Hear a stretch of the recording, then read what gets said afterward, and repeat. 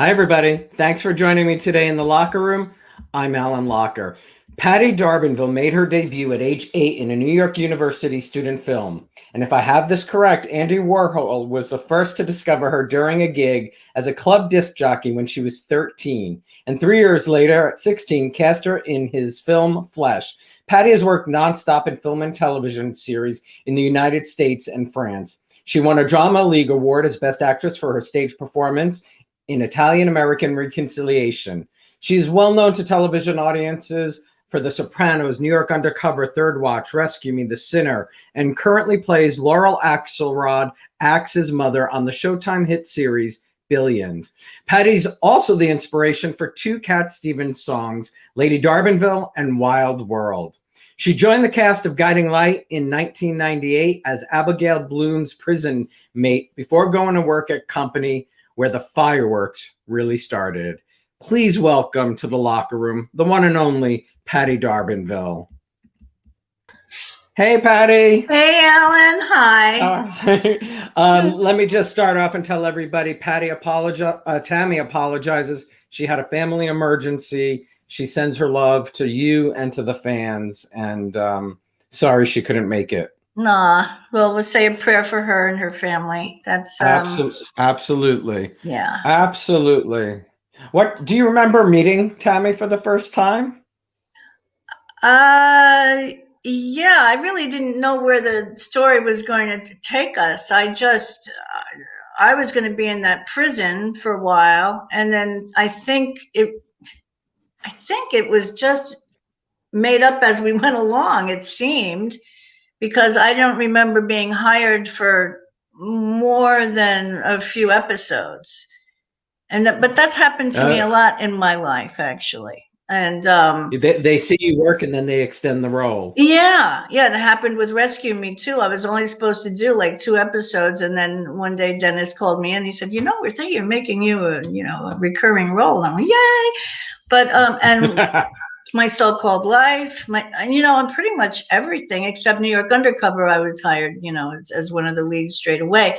But yeah, I didn't know where it was going in Guiding Light, and then I just really had a ball, and being like a prison inmate with Amy. That was pretty funny, and how we tried to beat up. I saw when I did a thing for Sentieri in Italy with they had a celebration for it. They love Guiding Light in Italy. They're like crazy Guiding Light people. And oh yeah, Sentieri. Sentieri, see. The show is called Sentieri. I said a little hello, and then they played a clip of Abigail and Selena, kind of beating up this prison guard, which, yeah, okay, that could happen. But it was very funny because he was a cad and he was a rapist. And tell everybody yesterday when we spoke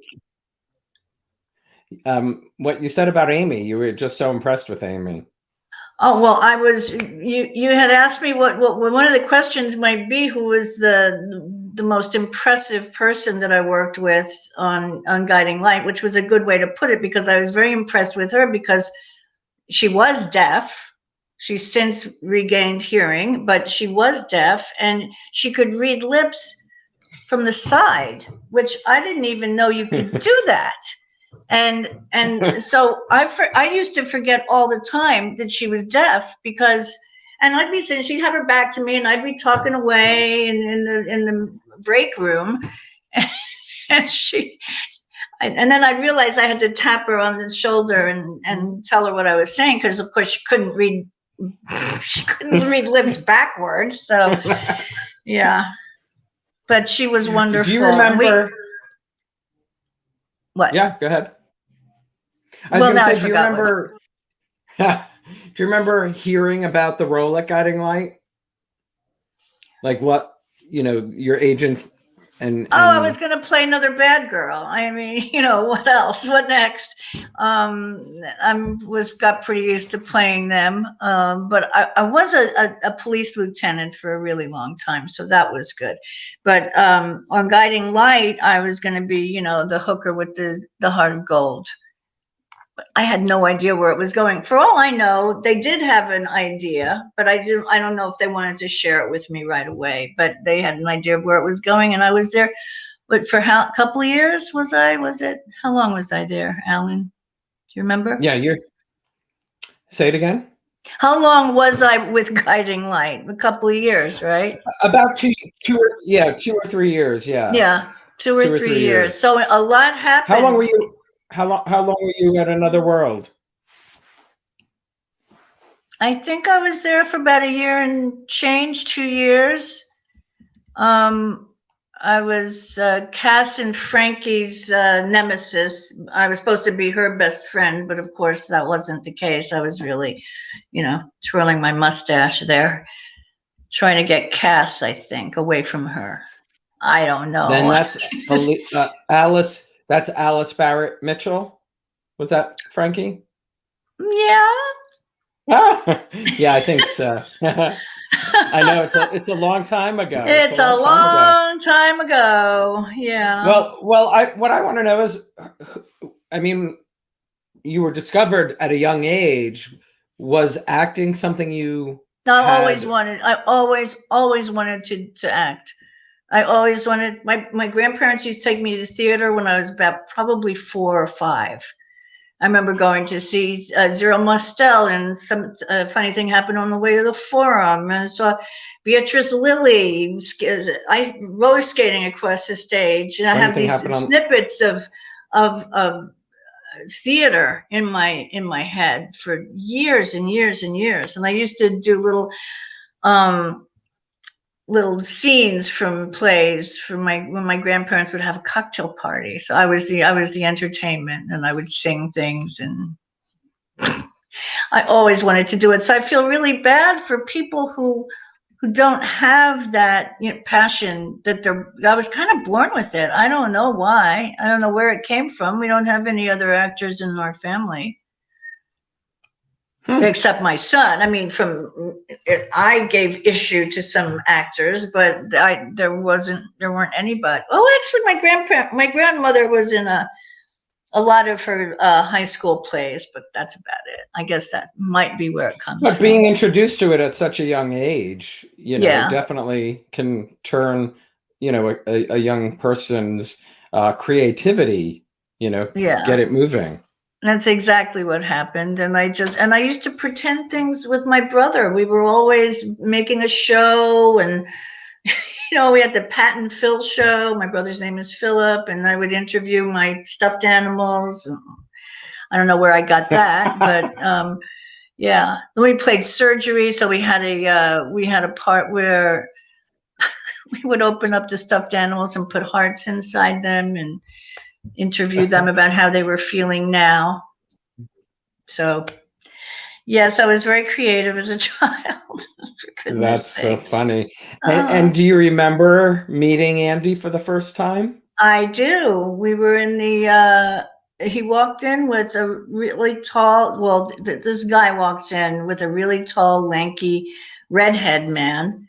And the other shorter gentleman had, I'm telling you, it looked like he had a skunk on his head. And I watched them walk into the Cafe Figaro on Bleecker and McDougal and sit at another table, and they kept staring at me. And I was playing chess with one of the owners, and I was like 13, 14 years old, so whatever. And they just kept staring at me, and Steve Winston looked at and said, "You know who that is, don't you?" And I said, "No, I have no idea who that is." And he said, "That's a famous artist. His name is Andy Warhol." And I said, "And who is the other guy?" And he said, "I have no idea who." It turned out to be Paul Morrissey, and he's the one that pretty much directed all of Andy's movies. Andy would have the idea, and then Paul would execute the idea while Andy crocheted or something on set. And like he'd look and say, yeah, that's good.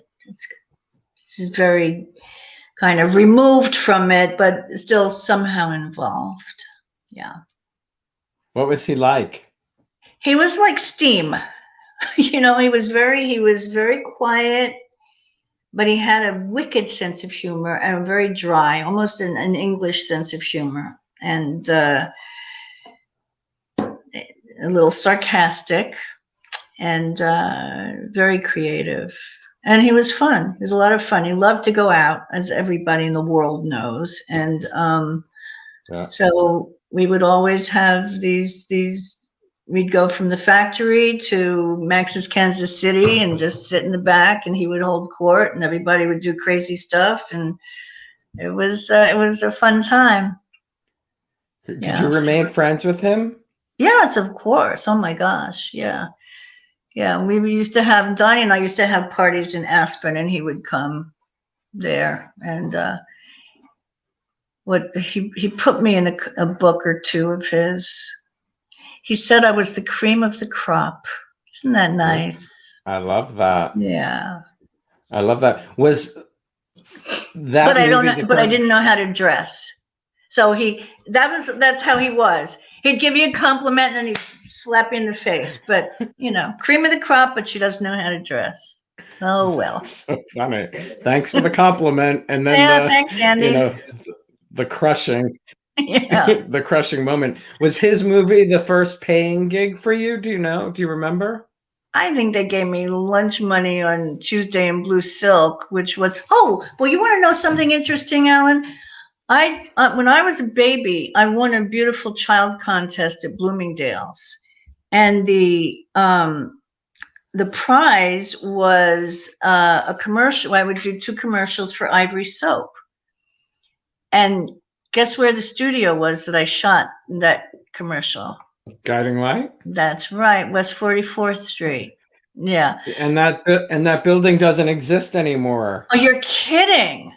What happened? They broke it down. Knocked it. Yeah, it's an apartment building now. Oh my gosh. Yeah, all those studios. Yeah. Wow. Crazy, right? Yeah. Well, the rest of the neighborhood, has it gone the way of all? I haven't. I actually don't think I've even walked past since the new building's been up, but I've heard from many others that it was torn down. Yeah, crazy. And there's so much television history in that. But that's pretty funny because that's I think Ivory Soap was a Procter and Gamble. Yes. Oh, for goodness sakes. Yeah. That's right. You went full circle. Yeah, I went full circle. Well, for goodness sakes. From 3 years old into however old I was then. That's wild. And I kind of remembered, and I know this is going to sound crazy, but I did remember, it seemed that I remembered the stage that we were on at a certain, hold on a second, sorry. I'm getting over a cold. It's not COVID. So I seem to remember that studio, one particular studio, it was cavernous, and they were all pretty big, but this particular one, I thought this has got to be the one I was in. I was sitting in a bathtub with lots of bubbles, and I have this bar of soap, and I had to say, and put it in the water and say, and it floats. Or then the other commercial that we had too, there was one where, and I would hold up the bar of soap and say, get some today at 3. So I'm sure everybody just flew out and got their Ivory Soap. That's so funny. Yeah. Giovanni just talked about, and I just watched it 2 days ago. I had forgotten that you were in Charlie's Angels, which is one of my favorite one of my favorite childhood shows. Aww. And you, in the same episode, you worked with the late Tanya Roberts and Sonny Bono. How about that? Yeah. And Tanya was married to Gary somebody who, yeah, that was interesting. And not a bad gig in Hawaii. In Hawaii, except we had to do water work, and that's never fun. I remember I had a journal, and I was doing, tomorrow's the water work. Ooh, yippee! Because it's always such a pain in the neck. So, but I had fun with all of them. I was sorry to hear about Tanya. I heard late. Yeah. I didn't hear it So right away. died so young. Yeah, yeah. Yeah. Did you know how to scuba dive? No, no. Well, scuba dive is without the tank, right? Yeah, I guess I did a little bit. I guess No, I I don't did. know. Yeah, it's without the tank. It's with that scuba pipe that goes up. You get the air from, you don't go very deep. Gotcha. Yeah. So I remember doing that also. Gotcha. I guess I knew about it a little bit because I did it once in Catalina, and I almost drowned there because a barracuda swam by me like this, and I almost took a breath in, which of course would have been, really stupid. But then I got to the surface straight away, and I never did it again until we were in Hawaii. So yeah, Can you talk about memories. working with Tammy? What do you remember about, her as a young actress? That was her first television part. I was always so surprised about how actually professional she was, and how what a natural she was for the camera. That's not easy to learn for someone, and especially we were doing it kind of, it felt like, I think we did go live once because of something, which was really scary, because boy, you need to learn your lines. That was one of the best things about that show, and any soap. I think it's actually really good. A lot of actors say, well, back in the day, they used to say, well, soap, you get bad habits from soaps. I don't think so. I think you get good habits from soaps. I think you learn how to learn lines and how to do it, and how to kind of create almost a photographic memory. I'm not bragging, but I was pretty good at it. And I learned more there than I had ever before. Because it was, 15 pages of dialogue a day. Yeah. It was staggering. And I certainly didn't have that all the time, but I was a pretty, for all those years. That was a lot of dialogue. I couldn't repeat any of it now. I probably couldn't repeat anything except a couple of things from my so-called life. But it was a learning experience, and I didn't develop any tics from it, and I enjoyed it. I really liked the medium. I liked the immediacy of it. I liked the interaction with people. I liked the downtime too, because it's not like downtime on a movie set or on a television show set where it's forever. It's rapid. It goes quickly, and everybody really knows what they're doing. All the cameras are, I was just It was a very well-oiled impressed. machine. Yes, exactly. Very good way to put it. It certainly was. Yeah. And you really did work with incredible people. Yeah. Justin Dees, Justin Hunt Block. Dees. Yeah. Hunt. Yeah. He was great. Well, Amy, Tammy, Amy, Kim, Brittany Snow, Brittany Paul. Snow. She was a little girl on that, and Yeah. then Hayden too. Yeah. Hayden And Jesse. Panettiere. Yeah. Is it French or Jesse Lee Italian? Soffer, right? Who? Jesse Lee Soffer. Yeah, and there was, And who is the guy that's on Ozark now? Who did he play? Tom Pelfrey. Right. Did he come on after I left? He did, yes. He did, Okay. yeah. Yeah. Have you Wasn't he seen great? Ozark? Wasn't he amazing? Holy shit. Oh my gosh. That was staggering. And you knew that, well, like, no, spoiler alert. Yeah, I'm not going to go there. Yeah, but that's one of the best roles an actor can be given. Like, it's an incredible That's a God role. shot. That is an absolute, like, a present, a gift, because boy, and did he, and the other, and the girl, I'm so sorry, I can't remember. I love her, Ruth. Oh, she plays Ruth. Yeah, she plays Ruth. Yes, she's so wonderful. I can't think of her. I can't Julia think of her name something. either. And she's Julia. Somebody might tell me. A fan might tell us. Julia somebody, something. please tell us. Yeah. Yeah. And then Laura Linney and oh my And God. Jason. Yeah, it's a great and cast. Bateman is just. Yeah. It's a great role for him too. Yeah. Everybody has a great role, soup to nuts. And then the woman that plays and the of course attorney. Joy Lenz. I forgot. Oh yeah, that woman who played the attorney was great. But also I forgot. Yes. We give everything away on this show. I totally forgot. And Joy Lenz you worked with? Yes, yeah. How's Michelle? she? Do you know? Yeah. Wait, Joy Lenz is in Ozark? She's great. She's in California. She's been. No. But I said Joy. I was just thinking because one of the fans wrote about Joy that you and she.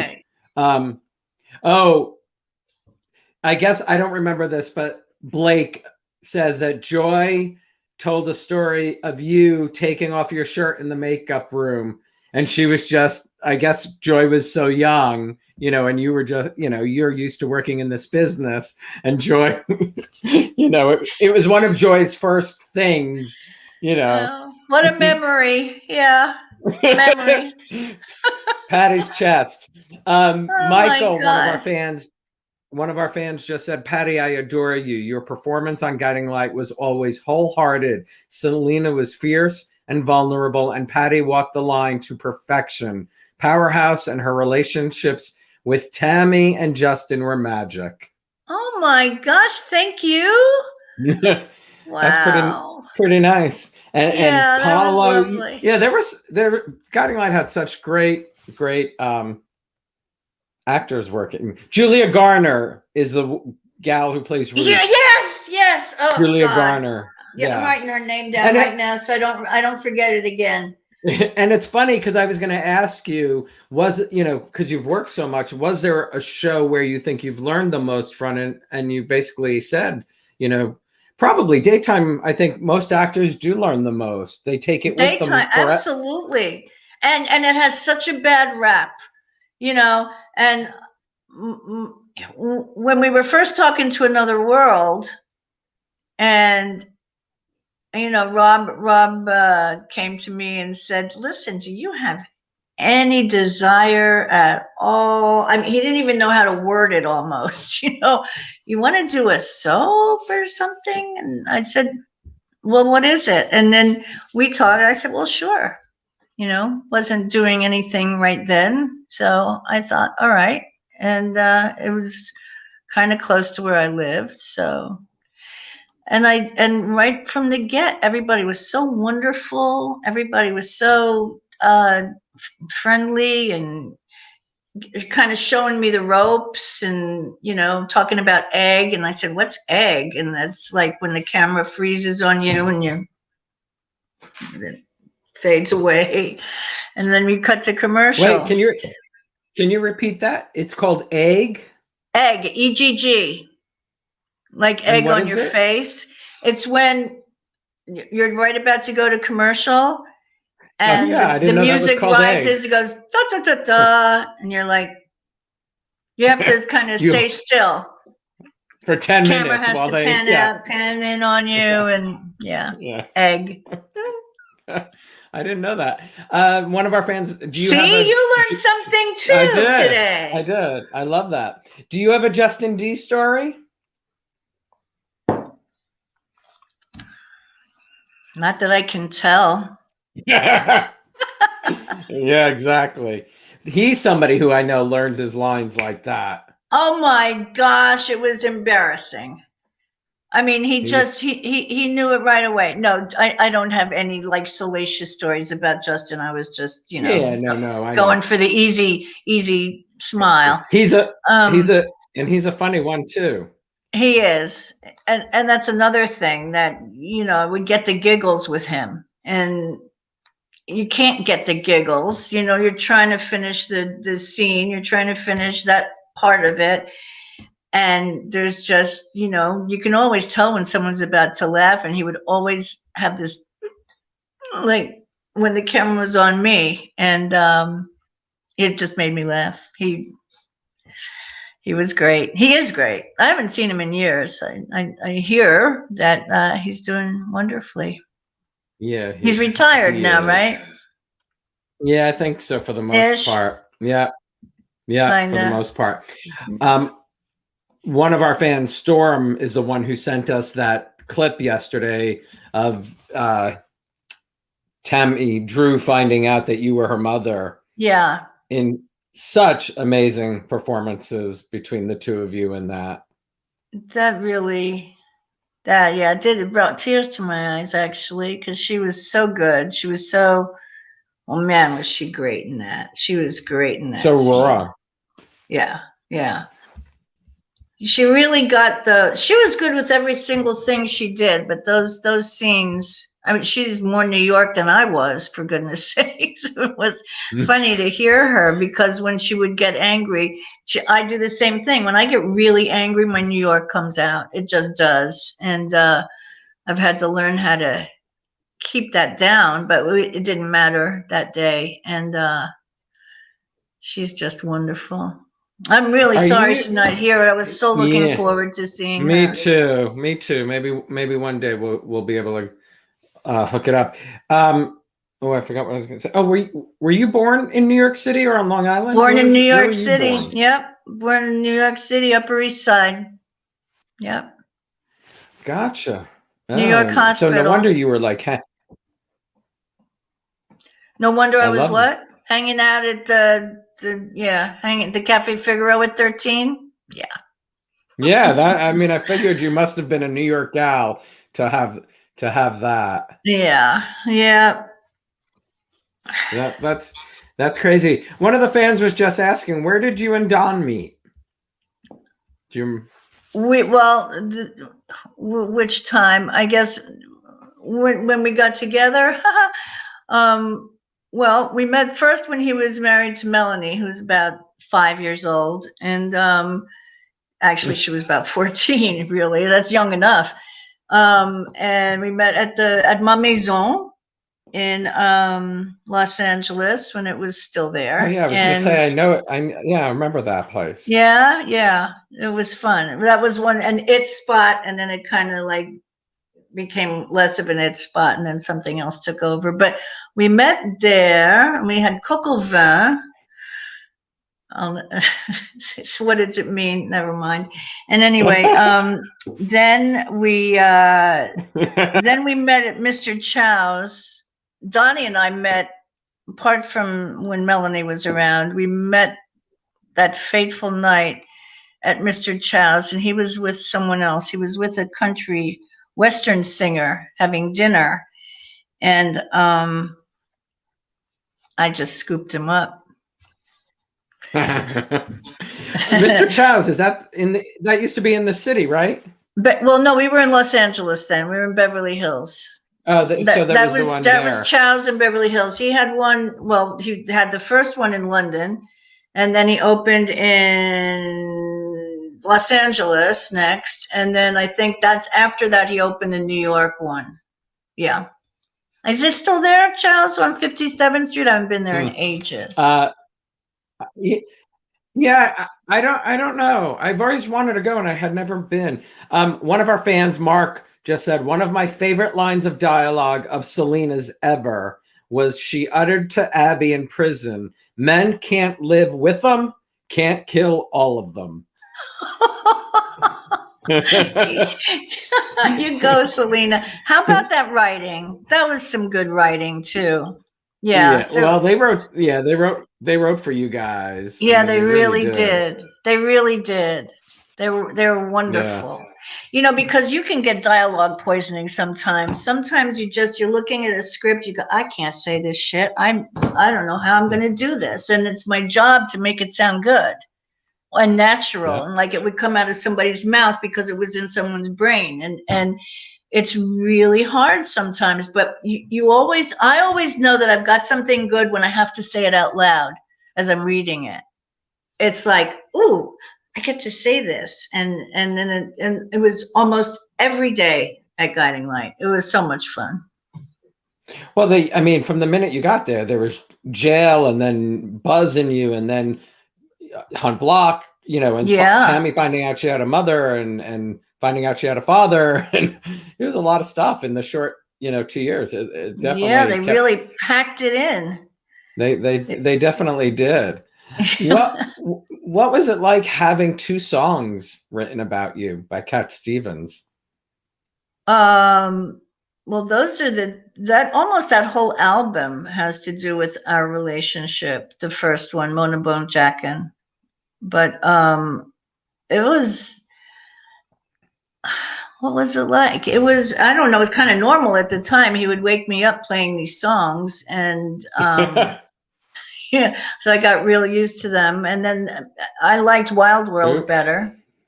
But, because we were breaking up when he wrote Lady D'Arbanville. So it was, kind of bittersweet, really. Yeah. The internet's going out a little. Patty's up in Oh, the mountain, so I my apologize. internet? Oh, I shoot. think There's so. nothing I No, can do. yeah, that's I'm just okay. praying That's we don't okay. have a tornado. Yeah, that exactly. Patty's worried about the weather. Yeah, but I mean, those songs will live on forever. I mean, when you think about that, that's a pretty cool thing to have. Well, do you know what's really interesting is that we did the very first music video with Lady D'Arbanville. Because I mean, we always stayed friends, For late but yeah, it was we shot. It was black and for white. wi- We shot in a big old abandoned castle-like place out in Sussex somewhere in England, and for Lady D'Arbanville. yes, For yeah, which one? Lady D'Arbanville. Yes, Who- can you not hear me? There you are. Oh, I, okay. I yeah, now I can.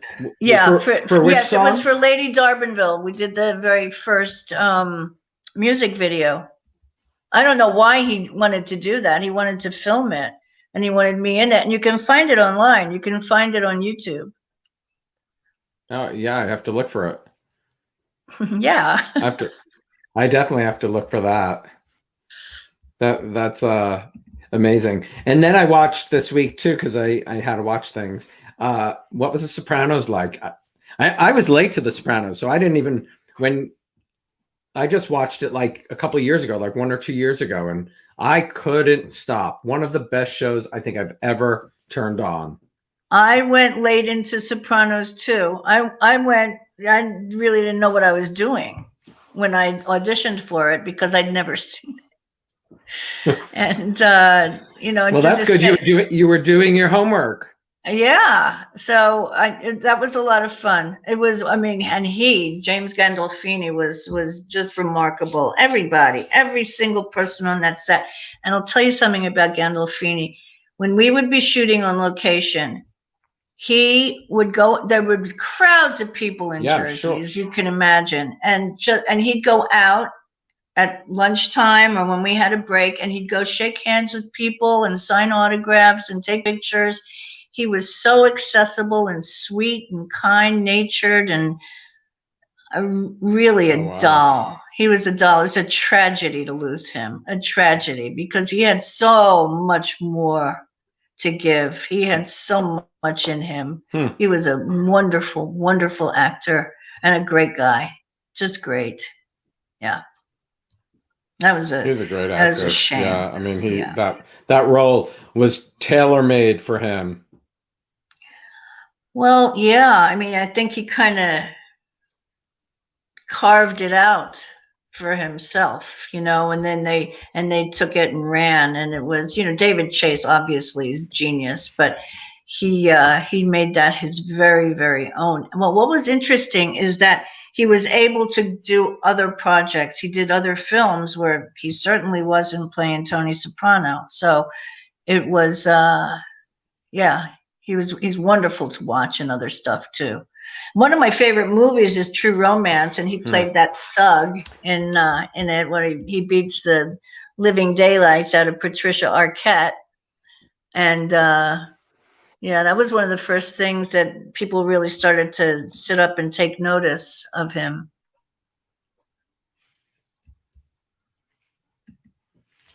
Oh, I don't. The internet is not being our friend today. Oh, honey, I'm so sorry. I don't know what to do. There's nothing that I can do. Yeah, I don't, no, no, I don't know. Yeah. Nothing. Don't worry about it. It comes and it goes. That's what happens. Do you have a favorite role you've played over the years? Well, I'm kind of partial to. I liked very much playing Lieutenant Cooper in New York Undercover. I liked Hold her a on. I'm lot. gonna let New York Under. Great. You're gonna what? I can I was see that gonna you just try can't. to see if I can fix the internet, but I don't know if I don't want it to go out, so I'm not gonna try. Yeah, But I don't know what to do. Do you want me to come back on my phone or yeah, something? no, Because I don't worry. can tell So that New you. York Undercover is one. Yeah, I can Yeah, tell I'm that you having can't trouble a hear little. me. Yeah. Darn it. Yeah, there's moments it's working perfect. Okay, Oh shoot. there it could just be me. I might no keep talking. The fans they can hear you fine. It could be my internet. Oh So let's really? keep the show. Yep, it could just be mine. Okay. Yep, I might have needed to restart. So Great. does You're anybody clear have on everybody any else's end any except for other? me, so don't worry about it. Okay, So New York I'm not Undercover worried. was your favorite. Yeah, I think that was one of my favorites. I loved working. I don't really, I mean, aside from New York Undercover, where I really enjoyed playing her arc and going, started really in a different vein, and then it got really interesting with her personal life. And then I liked her because she was a very strong woman. And for some reason, I got a lot of ditzy women or bad girls or I liked the arc that I took in Guiding Light too. I very much enjoyed her. Um, she was a lot of fun to play because there were different things happening all through, like the prison and then the company and then Justin and then Tammy and then just so many different aspects of someone's personality to be able to go into that part of her psyche and her personality and where she came from. She was an interesting character, so I enjoyed her. The dialogue was fantastic. What's your process like when you get a script? Do you know?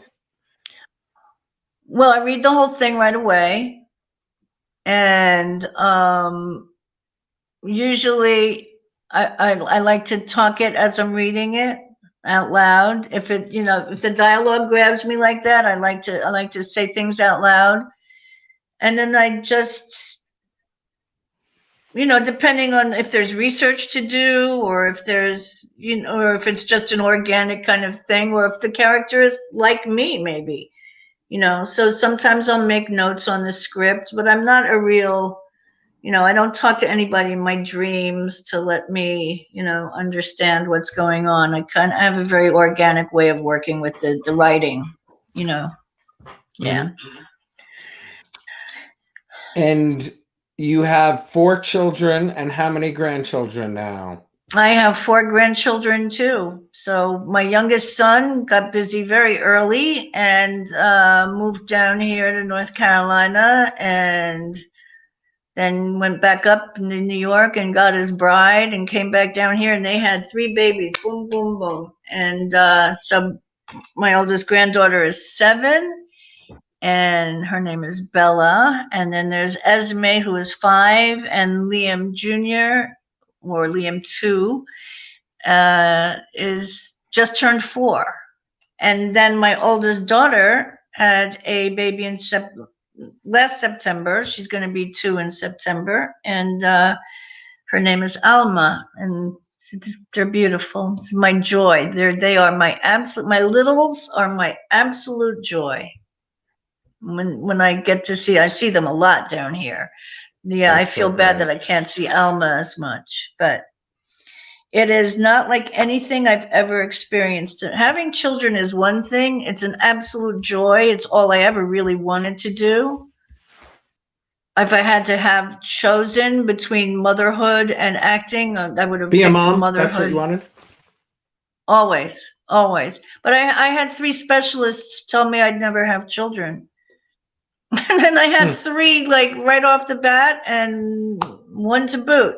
For every specialist that told me it wasn't going to ever happen for me. It was awful, actually. And I guess it's just the right chemistry with the right man. That's great. Now you got frozen. We talked about it there. yesterday. I know, like watching my parents with their grandchildren. Oh, did I? Yeah, just being a grandmother is the best thing, isn't it? You know, everybody says it. Yeah, it's fabulous. You know, and they said, well, you get to give them back. I don't ever really actually want to give them back. But, you know, you have to. So there's that. Does anybody have any other questions they actually want to ask? You don't return them? Yeah, I know. I want to keep them. Yeah, that's so funny. Because we play. Yeah, I always played with my kids like a kid too, because I remembered how it felt to play, and when I was a kid, I got to do it because I got to do my little. No, but we make crowns and we do shows, and it's fun. We play puppy, the puppy game. We have the puppy game, the dinosaur game. They write these little scenarios where they're puppies lost in the woods, and I have to go and find them and bring them home to shelter. It's fabulous. Whatever. Watching little kids create in their minds is a phenomenal thing. It's wonderful. It is wonderful. And what do they call you? Nana. I love that. Yeah. Shane, I saw this earlier and I meant to say it. Patti, I had a crush on you since I saw you in Modern Problems when I was little. I was excited when you joined Guiding Light and hated when you were written out so abruptly. Well, thank you. Yes, I was. Yeah, I remember that day. Robert called me into his office and it says, well, it looks like Selena's going to be leaving Springfield. Oh, okay. I guess I'll pack my bags. Oh, I wonder if that was Robert Calhoun, or is that his name? No, Robert. Oh, I'm blanking on his name too, but I know which producer you're talking about. I can't remember his last name. Is it Calhoun? No. I don't think it was Calhoun. No, there was Paul. I can't think. Paul Rausch. He's the one who probably hired you, right? Yes, Paul hired me. And Robert fired me. What do you remember? I think we were at a party at Paul's house, I think. I think I have a picture of you at his house on Long Island. If I'm not mistaken. I'm going to have to look at that later. But I think I have a picture of you at his house. Did I have my clothes on? You don't remember? Yes, you did. There were kids there. there were definitely kids there, right? Yes, right? Yes. Yeah, I absolutely remember. Amazingly, I remember that. Yeah, I don't remember. I think him and his wife had a party for something. Do you remember much about Paul? I do actually. He was scary. And he was obviously the boss, but he was funny too. I wonder, is he okay? Is he still around? No, he passed away a couple of years ago. Oh dear. He passed away. You know, all right, so he's gone. So he was sober. And I remember thinking it was very admirable because there were certain of us who were drinking quite a bit after work and stuff. And I certainly did. And I realized that I had a problem, and I I had to take care of it because I knew that I would lose everything if I didn't. So about 18 years ago, I decided to get serious about it, and I have been sober ever since. Yeah. Was it around the time of leaving Guiding Light that you realized you had to get? Yeah, but I didn't jump into that right away. There were a few more years where, I got sober in 2002. So I guess it was 98, 99. Yeah, about 3 years after. Yeah, so And probably shortly after you left there. Yeah. it wasn't long. And I remember going to Paul and making amends to him about some of my behavior because I wasn't a good girl all the time. There was a reason I played bad girls in my career. So, yeah, and my life has changed. But that's an amazing accomplishment, especially, when you have children and you have grandchildren to, Well, I'm very proud of the fact make that my commitment. grandchildren have I never know it's seen. not easy. No, and my grandchildren have never seen me even a little bit tipsy. I mean, I've never drank around them. I'm 18. I'll be 19 you're tipsy years without sober in May. alcohol. Say again? You're What? tipsy without alcohol. You're Patti. You've got just a great spirit, a great personality. Yeah, and a lot of it was being diminished by my behavior and my not to mention my health. I mean, it was like with smoking too. I thought, wait a minute, what are you doing, you moron? You've got 4 young children. You shouldn't be anywhere near a cigarette. So about a year after I got sober, I put down the cigarettes too. And I've been really very, very happy. My life has changed dramatically because on top of my sobriety, I get to help other people. And I'm in a program where we share our experience, strength, and hope, and help people to get sober. So that's amazing. Really is, and it's it does set an example for any your kids, and yeah, it does, and it's not easy. No, it's not, and it kind of runs in my family, and it ran through a couple of my children, and they're sober too now. So it's I was very blessed. Do you have a favorite book or movie that had a large impact on your life?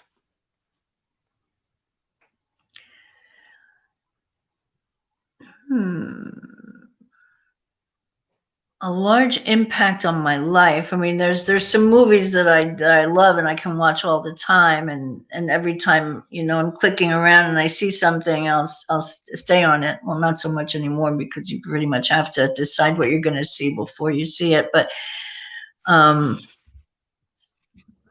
know it sounds crazy. Breakfast at Tiffany's was one of the first movies that really stuck with me.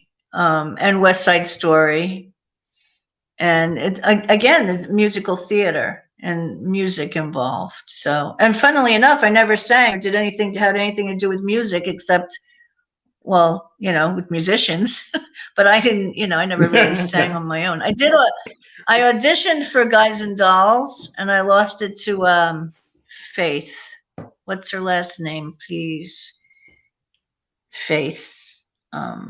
Anyway, she's a huge Broadway star. And the fact that I even got next to her was remarkable, but I've never really had the discipline to train my voice enough to really do it. Yeah. Oh, I'm having trouble. Oh, I'm sorry. I don't know. That's okay. It's something I must have done here. Do you have an actor that you always, when you were younger, that sort of inspired, I know you, early on your parents took you to plays, but was there somebody you always loved and Sort of wanted Yeah, to. I liked Paul Newman and Marlon Brando, Jack Nicholson, De Niro early, and Katharine Hepburn, Streisand, just because, she's a force of nature. And lots of people in France. I don't know. Well, Delon, Belmondo, Annie Girardot, bunch of them. I used to love watching foreign films when I was a kid. I used to go to the 8th Street Playhouse and watch Les Valseuses and all, like Gérard Depardieu. I just loved it. Do you Always happened. And when I lived in you France, worked in France? Do you speak French? Yeah, I speak French fluently. Yep. Amazing. Did you Absolument. learn that over there or in school? I was in a bar in a pub, actually, in England, where I was living, and people will always come up to me and ask me if I wanted to be in a movie. I'm not kidding. I don't know why. But my mother always told me, if somebody ever comes up to you and asks you if you want to be in a movie, run. So, but they always did. So anyway, this guy came up to me and said, "Would you like to be in a movie?" And I said, "Well, I don't know. What is it?" And he said, "We're doing a movie. You're perfect for it." I said, "Well, I have to ask I was modeling at the time, so I said I have to talk to my agent about it, and I'd like to see the material."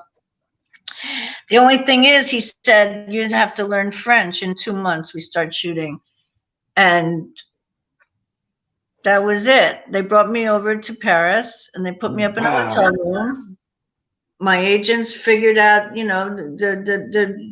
negotiated the price and everything. And there was no hanky panky. Nobody was untoward with me. It was all above board. And I got to my hotel, and the next few weeks, I studied French at the Alliance Française, and I just was immersed. So I actually learned French, and I guess That's incredible. What a great way to learn.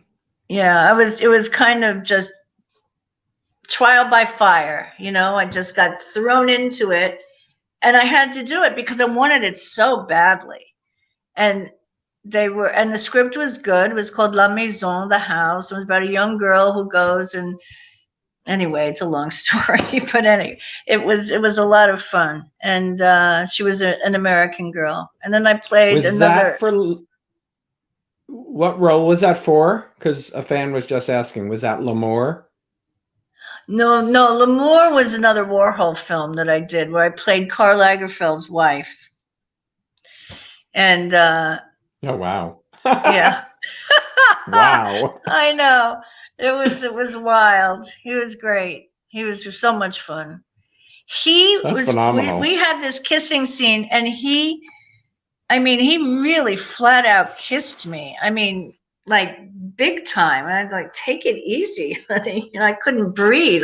My mouth was stuffed with him, and it was a lot of fun.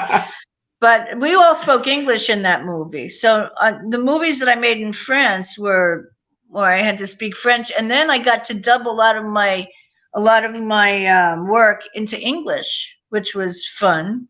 So yeah, I enjoyed that. That's great. Yeah. Oh, you don't usually hear dubbing it the other way. Yeah, isn't that interesting? What about the main event with Barbara? Well, that was wonderful. A lot of times you can tell right away when you've got a part. After you leave the room, you got it. I nailed it. You just know it. And I had them laughing in there because of the cough I had. And I can't do it anymore. First of all, it's not good for you. But I did it for her in the office, and she said, "Oh, that's fantastic." And she put it in the movie. But It was wonderful. She was a lot of fun. She was a real taskmaster, though, and I was late once. And she read me the riot act. It was at the Olympia gym, boxing. What do you call it? The boxing place. The shit. Anyway, it was the Olympia, and I went down there, and there was all kinds of extras there, and she yelled at me in front of everybody. So we don't do that in this business. You should know that by now. And I was never late again, ever. Yeah. I mean, I'm late for dinner sometimes, but not for work. Yeah, it's a good thing to not be late for work. Yeah. It's a good lesson. Yeah. You keep, I can't even imagine how many hundreds of people you keep waiting if you're late when you're working on a TV show or a movie. Well, case in point, there were probably 300 extras there. And she minced I bet you there wasn't a single person in that arena that was ever late for work again after that. She read me the riot act. Wow. Any memories of Chevy from Modern Problems? We had fun. It was crazy set. It was so many interesting people. Mary Kay Place. Oh God, what's his name? Played the writer guy whose house it was out there. It was a lot of fun. Yeah, no real stories about Chevy. Do you think you always have fun working? I mean, has there been something you didn't like? It was a bad experience? Well, yeah, there's been a few. Two. And yeah, I'm not going to mention them, but yeah, there were two where I kind of was really sorry to be a part of it, Yeah. Well, two isn't bad out of your career. Yeah, but they stand out. And I know you don't know what's up yet with Billions because. Well, the COVID seems to have terrified everybody. Imagine that. And so I'm not quite sure where the storyline is going now anymore. I don't know about Damien flying. I just don't know.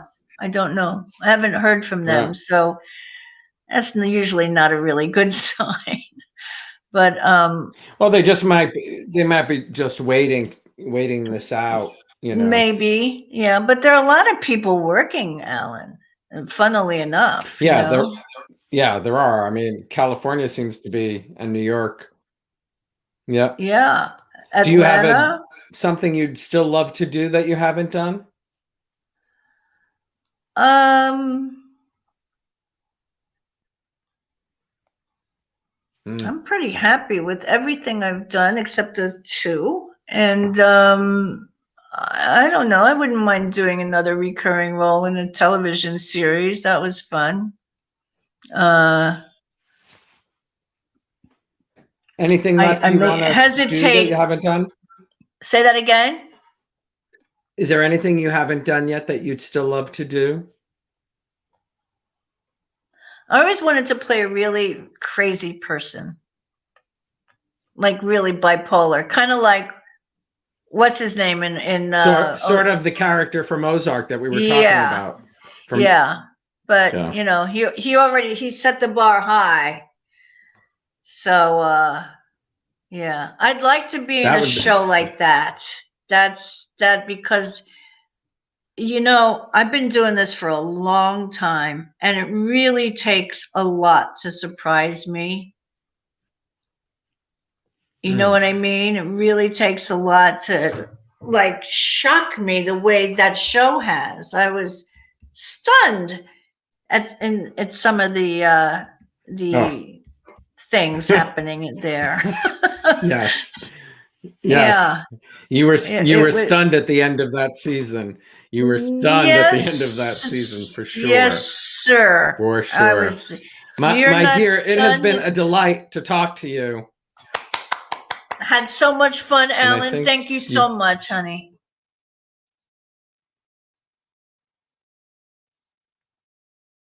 And I know you can't see me or hear me, but anybody out there that can, I love you all. Thank you for showing up, and I will see you again one of these days. And when you're frozen, it's so strange. All right.